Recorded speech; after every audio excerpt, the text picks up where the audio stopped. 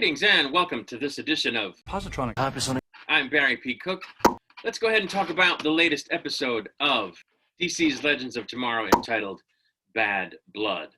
We start off with John and his continued search for the Fountain of Imperium, which he's trying to find so that he can get his magic back. He ends up consulting a lady vampire friend of Alistair's for some reason. And of course, Alistair is Alistair Crowley, who's magically trapped in a painting that John has. Not sure why he's consulting a vampire, but there you go.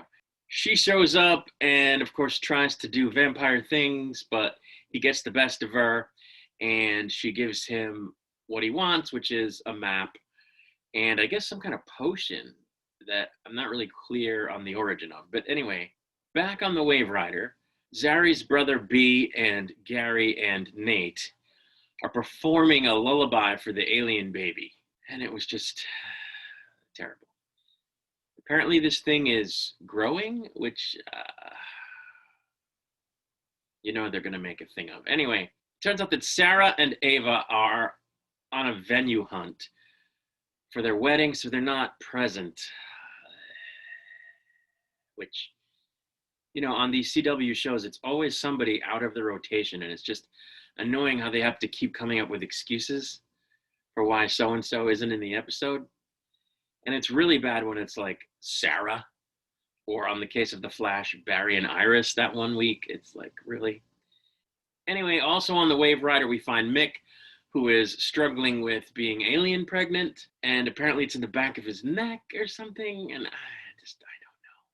So there's that.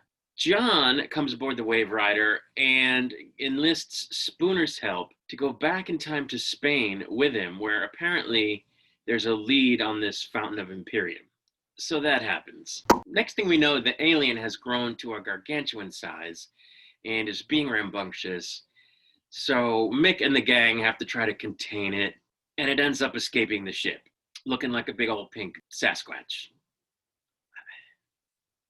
Now, in Spain of the past, it turns out that Adolf Hitler is also looking for the fountain, and he sends someone to the same area where John is to try and find the thing. And this guy, I guess, is a member of the local military that is loyal to Hitler. And this guy kills a guy, and another guy who has obviously had contact with the fountain revives the guy with magic, like right in front of the envoy and everybody else. So the envoy demands that he, tell him where the fountain is.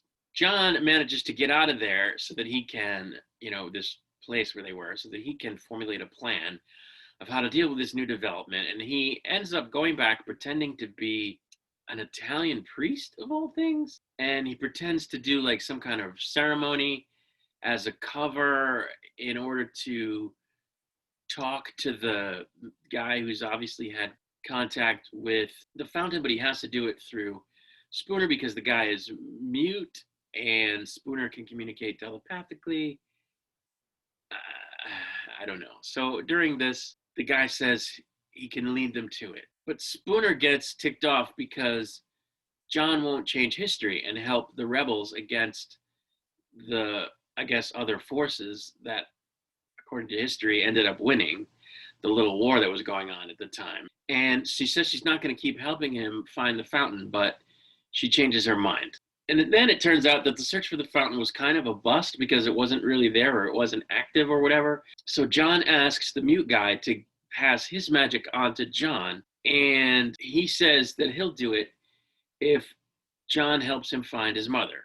So they reach this deal. Spooner tries to push the magic from him into John, but it misses John and goes into like the dry or inactive fountain, which causes John to despair, of course, and he immediately drinks this potion that he got from the vampire, and it gives him powers that I interpreted as kind of demonic, and he goes crazy and he kills a bunch of soldiers that show up also looking for the fountain, and then he passes out.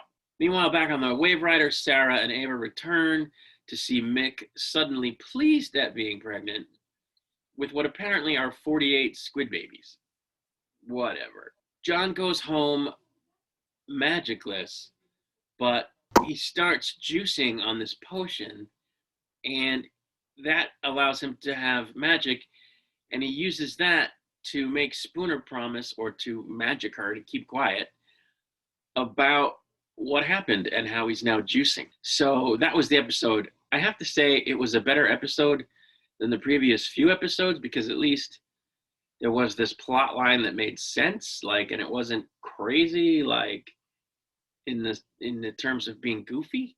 It was John trying to get his magic back, so I appreciated that. But still, I really, if it weren't for Sarah and Mick and the fact that my wife likes Constantine and I think he's kind of cool, I wouldn't still be watching this show. So I don't know. Hopefully they improve things at some point, or put the show out of its misery. But that's all I had to say about this episode. I'll be back with a review of the next episode when it airs. Until then, my friends, I say once again, peace and long life.